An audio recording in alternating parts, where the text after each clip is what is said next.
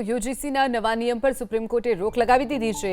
નવા નિયમો પર સુપ્રીમ કોર્ટે રોક લગાવી છે। યુજીસીના નવા નિયમોનો દુરુપયોગ થઈ શકે છે તેવી પણ આશંકા સીજેઆઈએ વ્યક્ત કરી અને હાલ પૂરતી રોક લગાવી છે।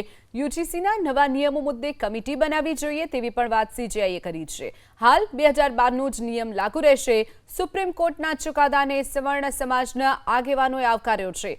આ કાયદાના કારણે વર્ગ વિગ્રહ થવાનો પણ ભય હતો તેવું પણ સવર્ણ આગેવાનોનું કહેવું છે। બહુ સારી વાત છે। આ રોક ન લગાવ્યો તો હજી દેશમાં ભયંકર આંદોલન થાય। કરણી સેના તરફથી અમે લોકોએ નક્કી જ કરી લીધું હતું કે જ્યાં સુધી આ કાયદો કાનૂન ન થાય ત્યાં સુધી કોઈ શાંતિથી બેસવાના નથી।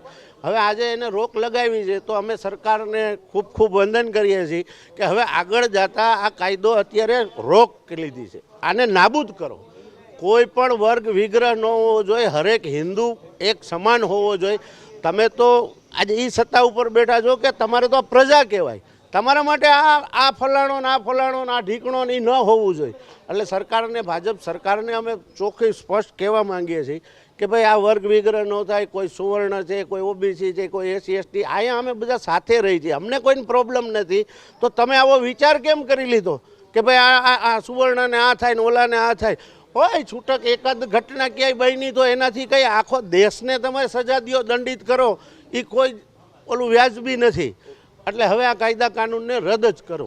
નહીં, ખૂબ સારી વાત છે। અને જ્યારે સુપ્રીમ કોર્ટ એટલે દેશનું સર્વોચ્ચ ન્યાયાલયમાં આ બાબતે જે અમને અત્યારે હાલ પૂરતો સ્થગિત કરી અને નવો ડ્રાફ્ટ તૈયાર કરી અને મોકલવાનું જે સૂચન કર્યું એ બદલ અમે ખૂબ ખૂબ સુપ્રીમ કોર્ટનો પણ આભાર વ્યક્ત કરીએ છીએ અને અમે બધા આનું ખૂબ સ્વાગત કરીએ છીએ।